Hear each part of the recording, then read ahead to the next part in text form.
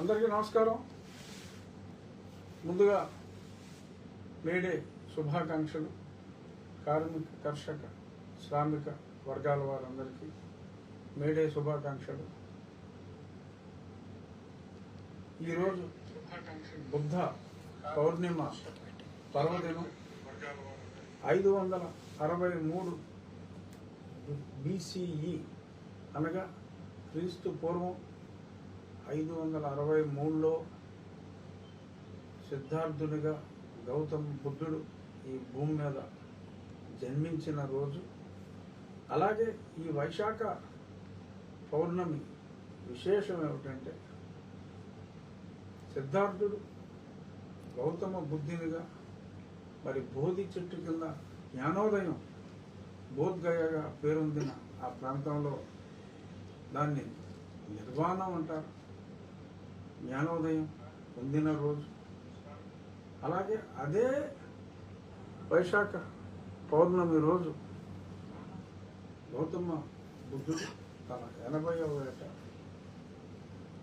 కుషీనగర్, ఉత్తరప్రదేశ్లో కుషీనగర్లో ఆయన భౌతిక దేహాన్ని త్యజించిన రోజు. ఈ మూడు కూడా ఆయన జీవితంలోని 3 ఘట్టాలు ఇదే రోజు, ఈ వైశాఖ ఈ పౌర్ణమి రోజు రావటం. ఈరోజు రాత్రి 9 గంటలకి వైశాఖ తిథి ప్రారంభమవుతుంది. ఈ సందర్భంగా మహానుభావుడు గౌతమ బుద్ధుని స్మరించుకుంటూ ఇక మన విషయానికి వచ్చేద్దాం. మీడియా మిత్రులారా, మన విషయానికి, మన ఆకివీడులోని రామాలయానికి వచ్చేద్దాం. ఆకివీడు రామాలయం క్రోనలాజికల్ ఆర్డర్లో మరి ఇప్పుడు షేప్కి వచ్చింది కాబట్టి ఈ గత మాసం 15వ తారీఖు మరి జడ శ్రావణ్ కుమార్ గారు మరి ఎందుకో ఆయనకి ఏమాత్రం పరమత సహనం ఇసుమంతి అయినా లేదు. అటువంటి పరమత అసహనంతో మరి కొందరిని అక్కడ పట్టుకొని జోస్నా అని, ఇంకెవరో ఫ్రాంకో, ఆ ప్రాంతంలో నివసించే క్రిస్టియన్ల అడ్రస్లతో వారు పిటిషన్ ఫైల్ చేయటం, అనుమతులు లేకుండా వీరు కట్టాలనే ప్రయత్నం చేస్తున్నారు. అనుమతులు లేకుండా కట్టడానికి వీల్లేదు, అందుచేత స్టే ఇవ్వాలి అని చెప్పి ఆయన పిటిషన్ వేయటం. మేము ప్రభుత్వ న్యాయవాదులు ఆ రోజు నేను కూడా అక్కడ ఉండటం సంభవించింది. ఈ అనుమతులు అన్నీ తీసుకోకుండా ఎట్టి పరిస్థితుల్లోనూ సైట్లో ఎటువంటి పని చేయము అని చెప్పడం జరిగింది. అయినప్పటికీ జడగారు అదే పనిగా ప్లీజ్ సార్ స్టే సార్ అని అనగా న్యాయమూర్తి గారు దానికి ఒప్పుకోలేదు.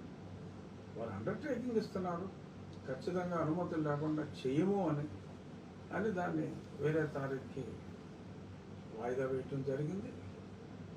ఆ తర్వాత మరి ఆయన గదల పెండింగ్లో ఉండగానే ఒక కంటెంప్ట్ పిటిషన్, అర్థం లేని ఒక కంటెంప్ట్ పిటిషన్ 2009లో సుప్రీంకోర్టు ఒక ఆర్డర్ ఇచ్చింది. ఆర్డర్ గురించి కూడా గతంలో మాట్లాడాం. ఆయన సమ్మరైజ్ చేయడం కోసం ఎన్ని కుట్రలు కొందరు ఒక సమూహానికి సంబంధించిన వారు రామాలయంపై ఎన్ని కుట్రలు చేశారు, ఎందుకు ఇది చేస్తున్నారు అనేది ఎంతో కొంత తెలియజేయవలసిన బాధ్యత ఉంది. కనుక నేను తిరిగి ఎన్ని నక్షలు తెలియజేయవలసిన అవసరం ఉంది కనుక చెప్తున్నా. అది ఆ తర్వాత ఆయన మనం అన్ని అనుమతులకి అప్లై చేసి ఆకివీడు మున్సిపాలిటీలో ముందు ఒక తీర్మానం వారిని అడిగి విషయం చెప్పి ఒకే ఒకరు, ఆ ఒకరు కూడా ఎవరంటే ఈ పిటిషన్ వేసిన జోస్నా అనే యువతి, క్రిస్టియన్. సో ఆ జోష్న సర్టిఫికేట్ ఏముందో నాకు తెలియదు, బహుశా హిందూ అని ఉంచుకొని ఉండొచ్చు వేరే అదర్ కారణాలు రీత్యా. సో జోష్న గారు ఆవిడ ఒకరే వారి అభ్యంతరం చెప్పారు, ఇంకొకరు తటస్థంగా ఉన్నారు. అది మన గతంలో మాట్లాడుకున్నాం. ఆ తర్వాత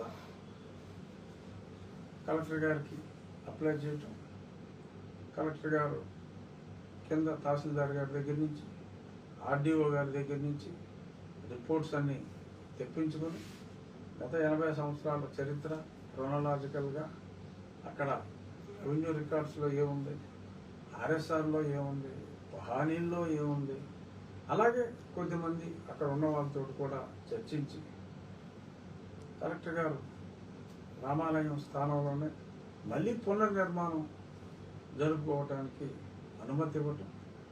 ఆ అనుమతి ఇచ్చిన పిదప మళ్ళీ మున్సిపాలిటీ వారికి డీటెయిల్డ్గా ప్లాన్, ఫస్ట్ టైం డీటెయిల్డ్గా ప్లాన్లు మున్సిపాలిటీ వాళ్ళకి కానీ గ్రామ పంచాయతీకి కానీ ఒక క్రమ పద్ధతి ప్రకారం ప్లాన్ ఇచ్చి అప్రూవల్ తీసుకున్న గుడి ఇదే అని చెప్పి నేను ఖచ్చితంగా చెప్పగలను.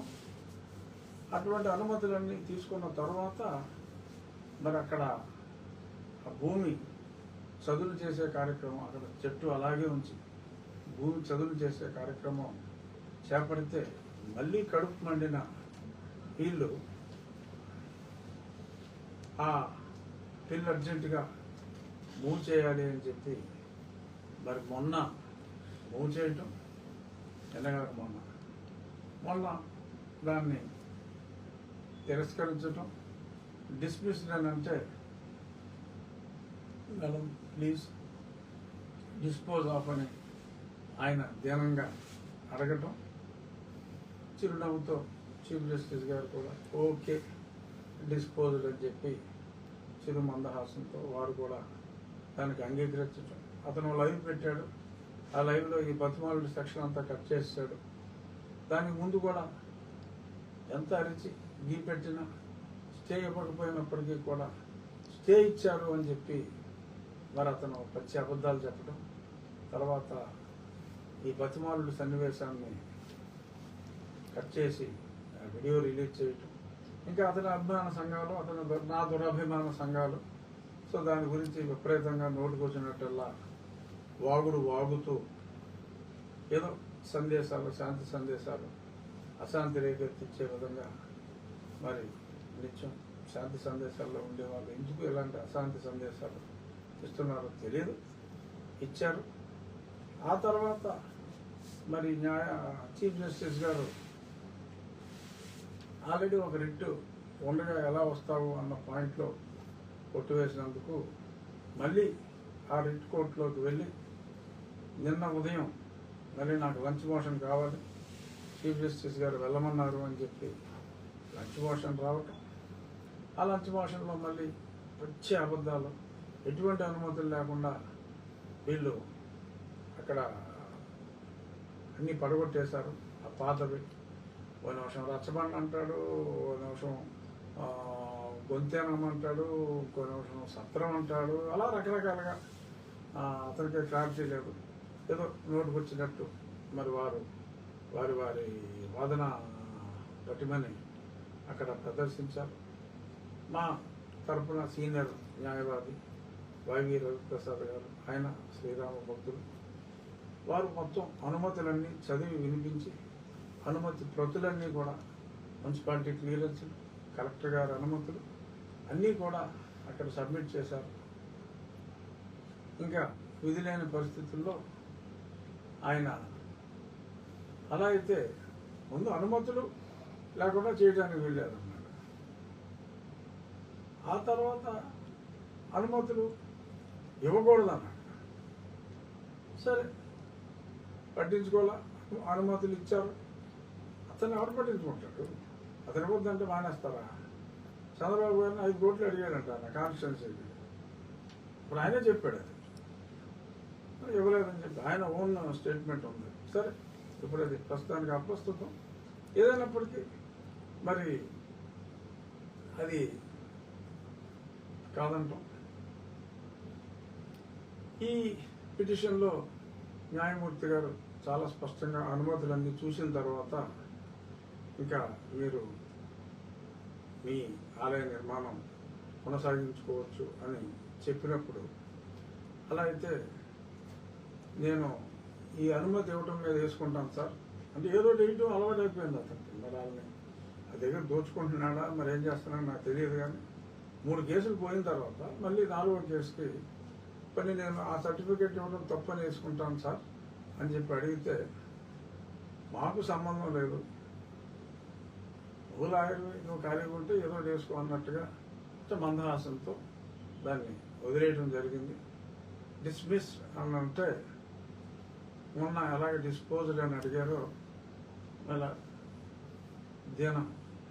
దీనంగా ఉన్న ఫేస్తో ఏడుపు మొహంతో నన్ను డిస్మిస్ రాసి విత్డ్రాన్ అని చెప్పి ఇవ్వండి అని చెప్పి వాళ్ళు చెప్పడం జరిగింది.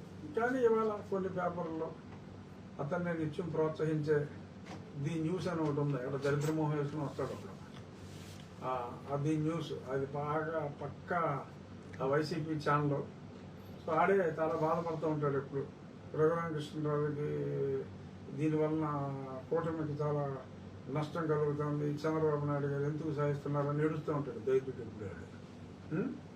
సరే, వైసీపీ ఛానల్ ఏడుస్తుందంటే దాని అర్థం ఏంటో మనం అర్థం చేసుకోవచ్చు కదా. అలాంటివి కొన్ని ఉన్నాయి. ఎవరు ప్రజా చైతన్యం అంట ఆడొకడు, ఇంకేమున్నారు 2-3 ఛానల్స్, ప్రొఫెసర్ రమేష్ అని. సో ఇలాంటి బ్యాట్స్ ఉన్నారు. సరే ఏదో they are getting paid, that's all right. అది వాళ్ళ జీవన విధానం, దాన్ని మనం ఒక రకంగా కాదంటానికి లేదనుకోండి.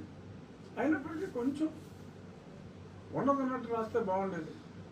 అలా రకరకాలుగా మరి వాళ్ళు రాసుకున్నారు. నిన్న కూడా ఓకే నువ్వు వేరే పిటిషన్ వేసుకో అని చెప్పి అక్కడికి శ్రావణ్ కుమారుడికి ఏదో అనుమతి ఇచ్చినట్టుగా కొన్ని నీలి ఛానల్స్లో రాసుకున్నారు.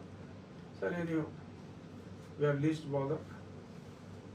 మనం ఎల్లుండి ఉదయం చక్కగా శంకుస్థాపన కార్యక్రమం చేసుకోబోతున్నాం. సోమవారం నాడు ఏమన్నా వేసుకుంటాడు, దానివల్ల ఏం ఫరక్ పడదు. మనకు వచ్చిన నష్టం ఏమాత్రం లేదు.